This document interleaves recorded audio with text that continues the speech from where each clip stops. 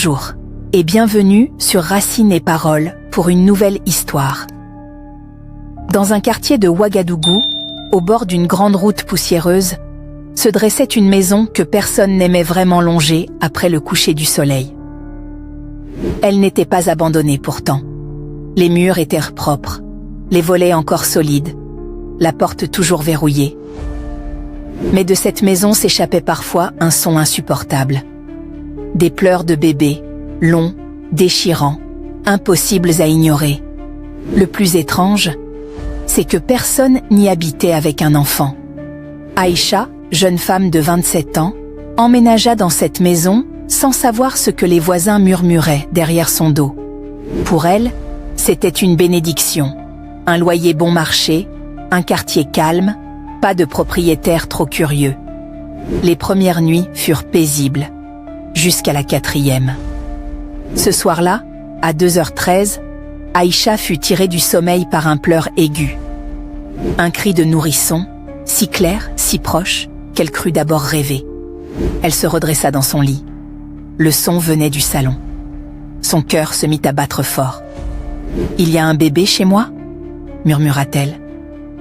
Elle vérifia la porte d'entrée, verrouillée. Les fenêtres, closes. Le cri reprit, plus fort encore, accompagné de petits hoquets de suffocation. Exactement comme un nourrisson qui manque d'air. Tremblante, elle entra dans le salon. Rien. Pas de couffin. Pas de couverture. Pas le moindre jouet. Juste le silence brutal, comme si le cri n'avait jamais existé. Aïcha retourna se coucher, mais le sommeil ne revint pas. La nuit suivante, à la même heure, les pleurs recommencèrent, puis la suivante, puis encore, jusqu'à ce que le son devienne permanent à ses oreilles, même en plein jour. Les voisins commencèrent à l'observer étrangement. « Tu as un enfant ?» lui demanda une femme du marché. « Non. Pourquoi ?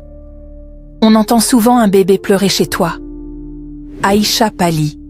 Ce n'était donc pas dans sa tête. Les cris existaient réellement. Mais aucun bébé ne vivait dans sa maison. Et chaque nuit, les pleurs semblaient se rapprocher dangereusement de sa chambre. La peur s'installa lentement dans la vie d'Aïcha. Chaque nuit, exactement à 2h13, les cris recommençaient. Toujours les mêmes. Un bébé invisible, hurlant comme s'il était abandonné, ou en train de mourir. Au début, le son venait clairement du salon. Puis, après quelques jours, Aïcha remarqua quelque chose de glaçant. Les pleurs se déplaçaient. Un soir, ils semblaient provenir du couloir. Le lendemain, de la salle de bain. Puis derrière la porte de sa chambre. Aïcha n'osait plus dormir seule. Elle laissait la lampe allumée toute la nuit.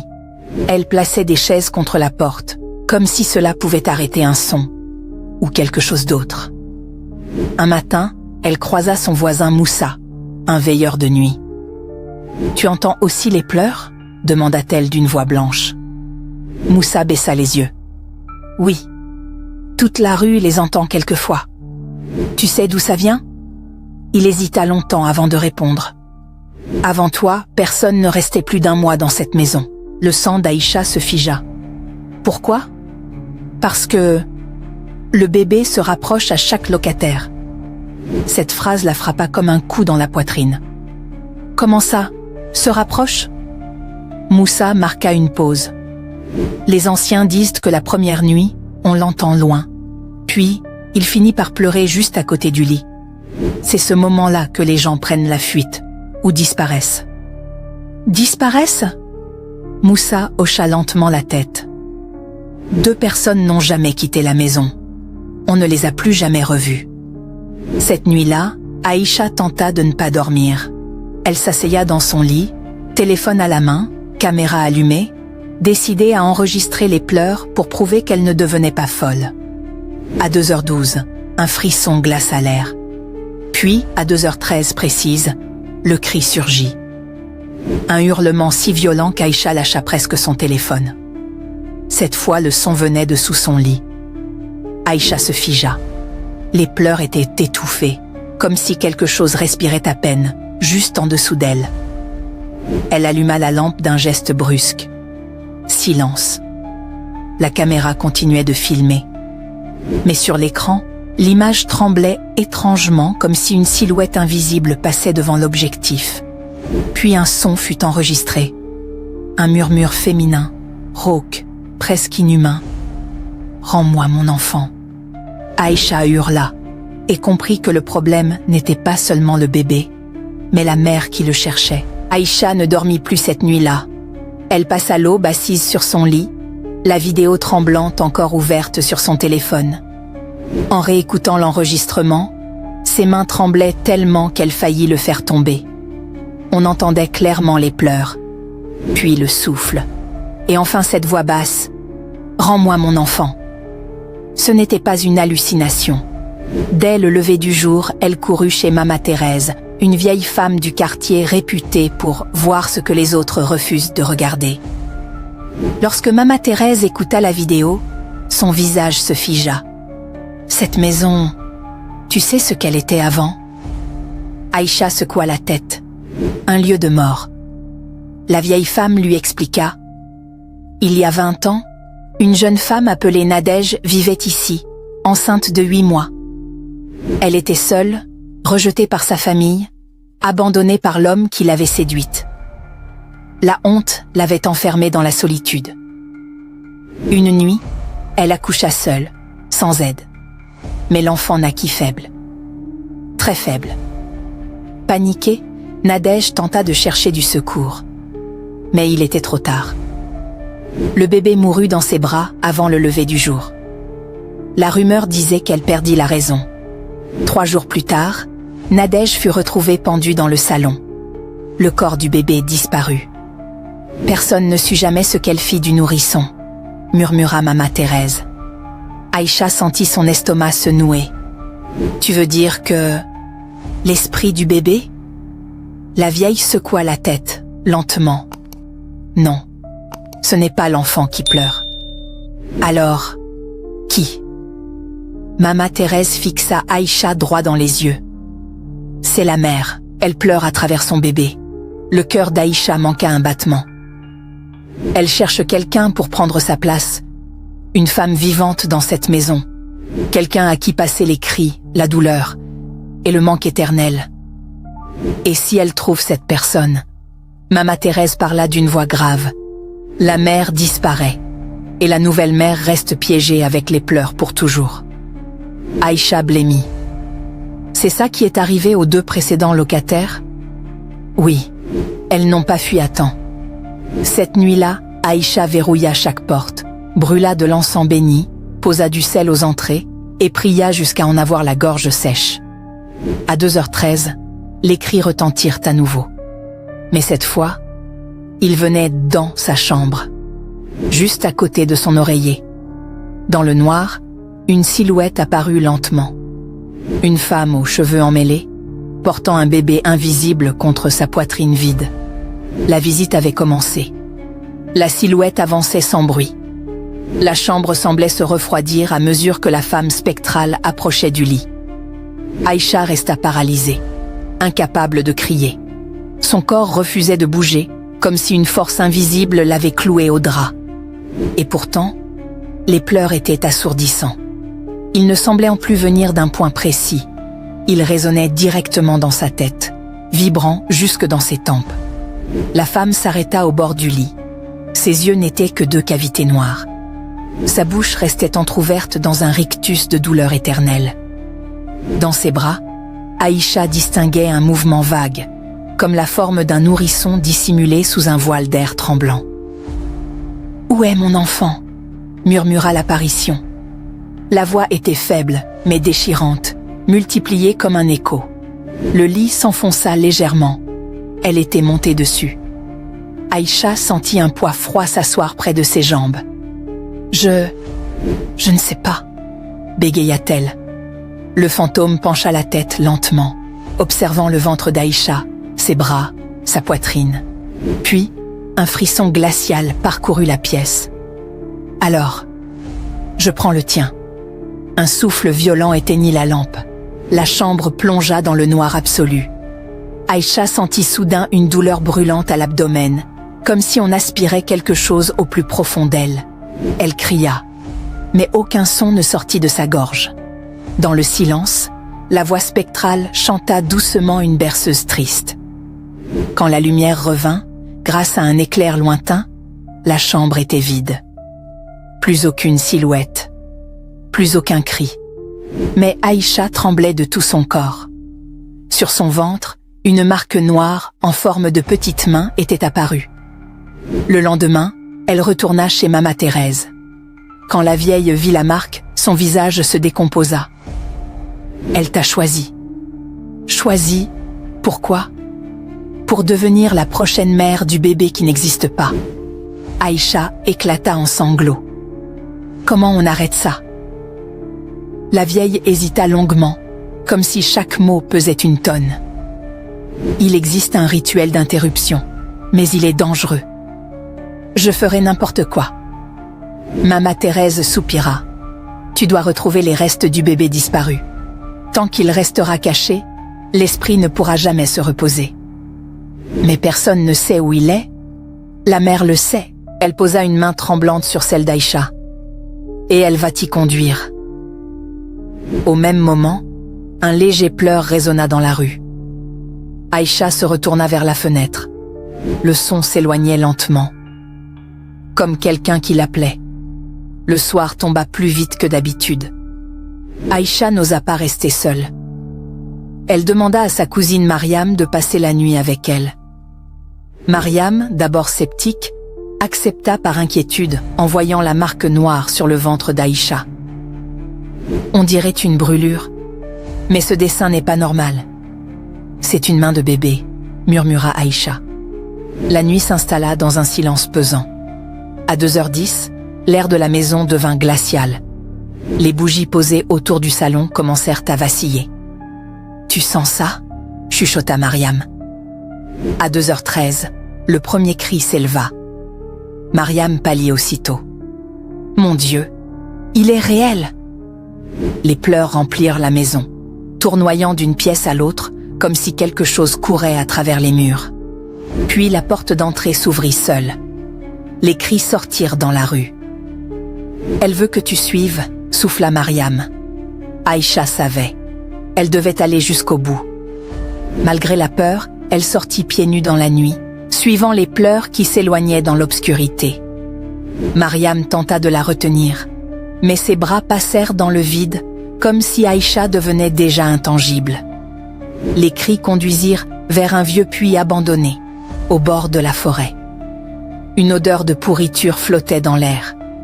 La silhouette de la mère apparut à côté du puits. « Il est là ?» La voix semblait venir de nulle part et de partout. « Pourquoi tu veux me donner ton fardeau ?» sanglota Aïcha. « Parce que je ne peux plus pleurer éternellement. » Le sol trembla. Une vision frappa Aïcha, des mains désespérées jetant un petit corps dans la profondeur noire du puits. Elle comprit. Le bébé est au fond. Un cri strident confirma ses paroles. Soudain, une force invisible tira Aïcha vers le bord du puits. Ses pieds glissèrent sur la terre humide. Mariam accourut. « Aïcha !» Elle la saisit par le bras au tout dernier moment. La silhouette poussa un hurlement de rage. « Il faut qu'une mère reste !» Le vent se leva violemment. Mama Thérèse surgit de l'ombre, tenant un vieux bâton rituel recouvert de symboles. « Non !» cria-t-elle. « Pas ce soir !» Elle traça des signes dans l'air. Un cercle de lumière encercla Aïcha. La mère spectrale recula en hurlant. « Vous pouvez retarder, mais pas arrêter. » Avant de disparaître, elle murmura. « À la prochaine lune noire, la dette sera payée. » Le silence retomba. Mais au fond du puits, quelque chose continuait de pleurer doucement. Les pleurs étouffés provenant du fond du puits hantaient encore les oreilles d'Aïcha quand Mama Thérèse la ramena à la maison. La vieille lui fit boire une infusion amère aux feuilles sacrées, destinée à repousser temporairement l'influence de l'esprit. « Ça te protégera quelques nuits, pas plus », avertit-elle. Aïcha serrait son ventre, où la marque noire brûlait maintenant comme une braise chaude. Il faut sortir le corps du puits, n'est-ce pas? Mama Thérèse hocha la tête. Sans cela, la mère ne pourra jamais passer de l'autre côté et continuera à choisir des femmes vivantes pour porter ses pleurs. Mariam, encore sous le choc, murmura « Mais comment on descend là-dedans ?» Le puits était profond de plus de 20 mètres, envahi par des lianes, et personne n'osait plus s'en approcher depuis des années. Mais Aïcha savait, elle n'avait pas le choix. La nuit suivante, elles retournèrent au puits avec des cordes, une lampe torche et les amulettes de Mama Thérèse. Avant de descendre, la vieille traça un symbole autour du cou d'Aïcha, avec de la cendre sacrée. Tant que tu resteras dans le cercle, la mer ne pourra pas te saisir, sauf si ta peur prend le dessus. Le vent soufflait étrangement, comme des souffles humains. À mi-descente, Aïcha sentit soudain un froid glacial lui traverser le corps. « Elle est proche », souffla-t-elle. Des chuchotements montèrent du fond du puits. « Rends-le-moi, rends-le-moi ». La lampe trembla. Tout en bas, dans une petite cavité d'eau stagnante, Aïcha distingua enfin la forme d'un minuscule corps enveloppé dans un tissu décomposé. Le bébé. Une terreur indescriptible l'envahit. Quand elle tendit les mains pour le saisir, une silhouette translucide surgit de l'eau noire.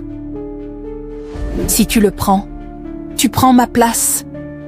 La mère fantôme l'agrippa au bras. La marque brûla violemment. Aïcha hurla, manquant de lâcher le corps. Au-dessus, Mariam cria « Aïcha, remonte !» Mama Thérèse psalmodia le rituel, sa voix grave vibrant au-dessus du puits. Dans un dernier effort, Aïcha serra le bébé contre elle et remonta à la corde, pendant que les cris de la mère se muaient en hurlements de désespoir. Une fois hors du puits, Aïcha s'effondra au sol, sanglotante. Le corps était enfin là. Mais la vieille femme secoua lentement la tête. Ce n'est que la première étape, car derrière elle, dans l'obscurité de la forêt, on entendait encore les pleurs. L'esprit n'avait pas renoncé. Le petit corps reposait désormais sur une natte, au centre de la maison de Mama Thérèse. Personne ne parlait. L'air était lourd, chargé d'une tristesse ancienne. Même les insectes semblaient avoir cessé de chanter. Aïcha observait le nourrisson immobile.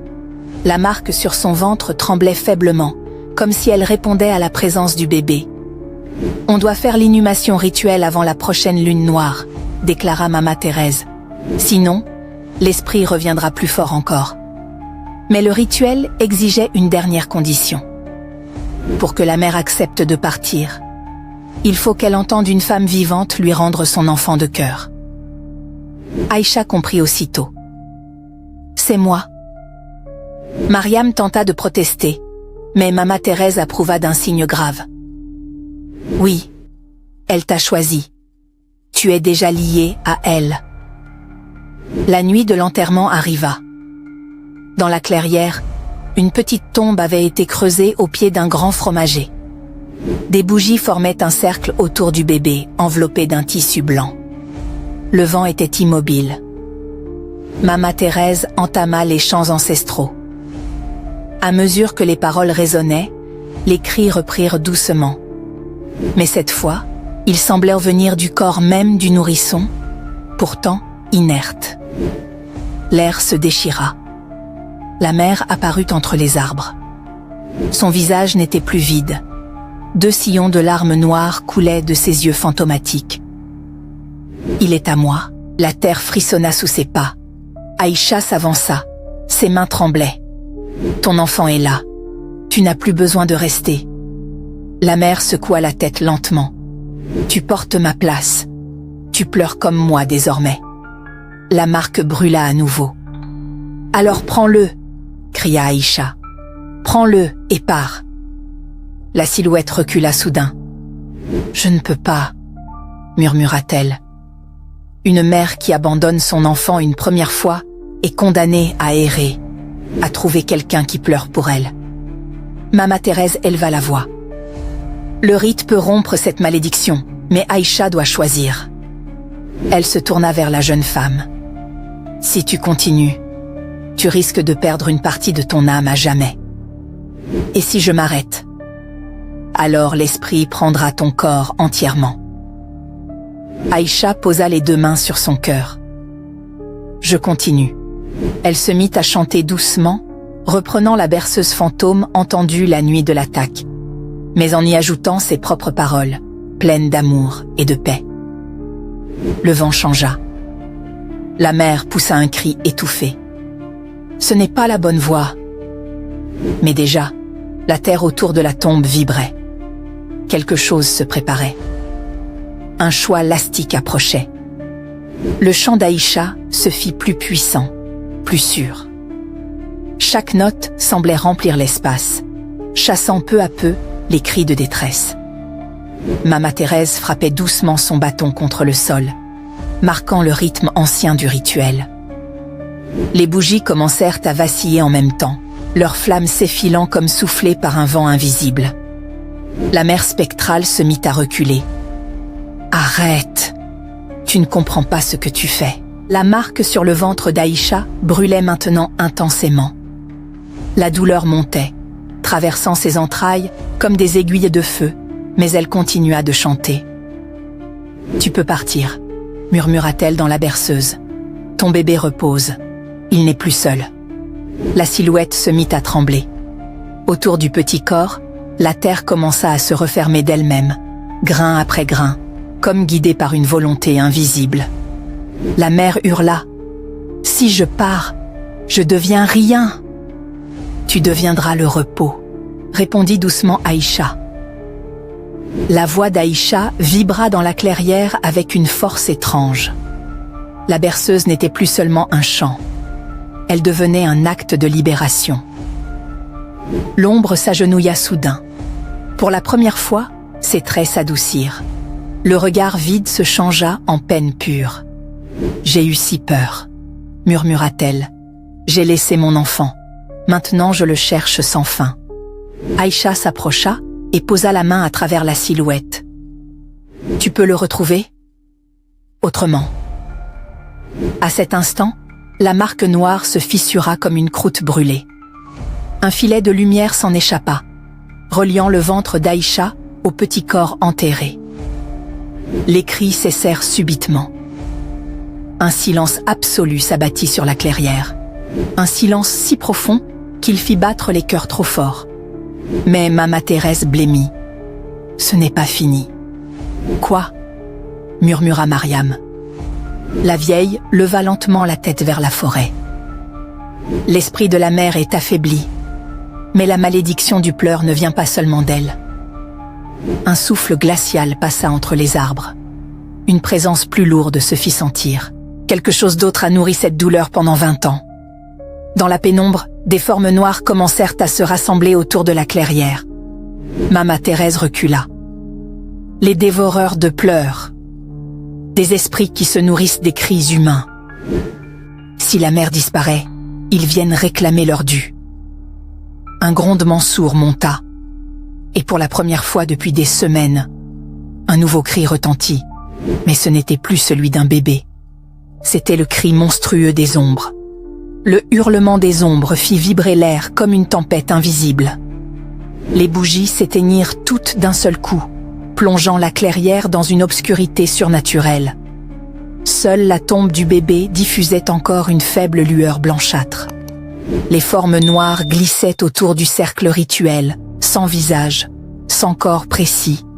Seulement des masses mouvantes qui palpitaient comme des silhouettes de fumée vivante. Aïcha sentit une pression écraser sa poitrine. « Ils se nourrissent de la douleur », murmura Mama Thérèse. Quand les pleurs cessent, ils cherchent un nouveau cri. Les ombres se tournèrent toutes vers elle. La marque fissurée sur son ventre pulsa soudain. « Elles me veulent », dit Aïcha. « Parce que tu portes encore le lien. Tu dois le briser maintenant, » déclara la vieille femme d'une voix ferme. « Comment ?» Mama Thérèse sortit un petit talisman noué avec du fil rouge. « Par le refus total. Tu dois renier la peur. Les dévoreurs ne peuvent dire rien contre une âme qui n'émet plus aucun appel au secours. Mais l'ombre la plus massive s'avança. « Ta douleur nous nourrit », la voix résonnait directement dans l'esprit d'Aïcha. Des visions l'assaillirent, la solitude de Nadège, la mort du nourrisson, ses propres nuits d'angoisse. Aïcha tomba à genoux. « Je n'y arriverai pas. » Mariam prit sa main.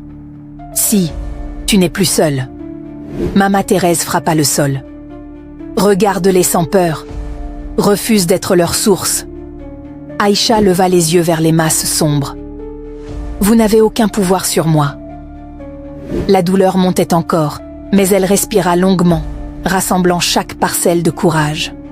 « Vos cris ne sont pas les miens. » Elle saisit le talisman, le porta contre sa poitrine. « Je refuse la peur.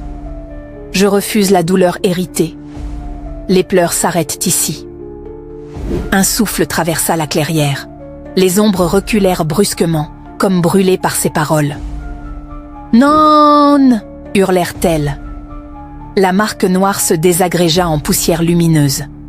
Les formes se mirent à se disloquer, criant avant de se dissoudre dans l'air nocturne. La clairière retrouva peu à peu son calme. Mais Aïcha tomba lourdement à terre, épuisée. Mama Thérèse se pencha sur elle. « C'est presque fini. Il ne reste plus qu'une dernière porte à fermer. »« La mer » murmura faiblement Aïcha. La silhouette pâlie de Nadège se tenait à distance, fragile, presque humaine désormais. Son regard était plein de larmes silencieuses. « Je peux partir, grâce à toi, » dit-elle. Elle fit un pas vers la tombe. Mais un dernier souffle sinistre traversa la clairière. Mama Thérèse pâlit. « Attention. Les adieux sont toujours les moments les plus dangereux. » La mère spectrale, Nadège, s'avança lentement vers la tombe, le corps du bébé toujours enveloppé dans le tissu blanc. Ses yeux vides s'adoucirent, et pour la première fois, son visage sembla presque humain. Elle posa le nourrisson sur la terre fraîchement retournée, puis leva les mains vers le ciel nocturne. « Merci », murmura-t-elle, la voix tremblante. « Enfin, je peux partir. » Un vent chaud traversa la clairière, dispersant les dernières brumes sombres. Les ombres dévoreuses, affaiblies par le courage d'Aïcha et la force du rituel, disparurent avec un dernier hurlement lointain.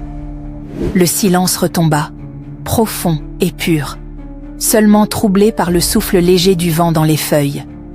Aïcha, encore à genoux, sentit la brûlure de la marque disparaître peu à peu. Le poids qui pesait sur son cœur depuis des semaines s'allégea. Elle se releva, tremblante mais libre. Mariam la serra dans ses bras, soulagée. « Tout est fini ?» demanda-t-elle, la voix tremblante. « Oui, cette fois, tout est fini », répondit Aïcha. Mama Thérèse, les yeux brillants de fatigue et de satisfaction, ajouta « La maison ne pleurera plus jamais. Mais souviens-toi, certains cris restent à jamais gravés dans l'âme de ceux qui les entendent. » Aïcha contempla la tombe, petite mais paisible. Le bébé reposait enfin, et la mère fantôme avait disparu. Le cercle rituel tracé autour de la tombe par Mama Thérèse s'effaça lentement sous la lumière de la lune. Le lendemain, en rentrant dans la maison, Aïcha sentit un calme profond. Les murs semblaient respirer normalement, et aucune larme fantomatique ne résonnait dans les pièces. La maison, autrefois hantée par les cris d'un bébé qui n'existait pas, semblait enfin vivante et normale. Elle savait cependant que la mémoire de ces nuits resterait avec elle pour toujours, un rappel que le courage et la détermination peuvent libérer même les âmes perdues. Et dans le silence retrouvé, Aïcha sourit doucement, sachant qu'elle avait mis fin à la malédiction et que désormais, les cris n'existeraient en plus jamais.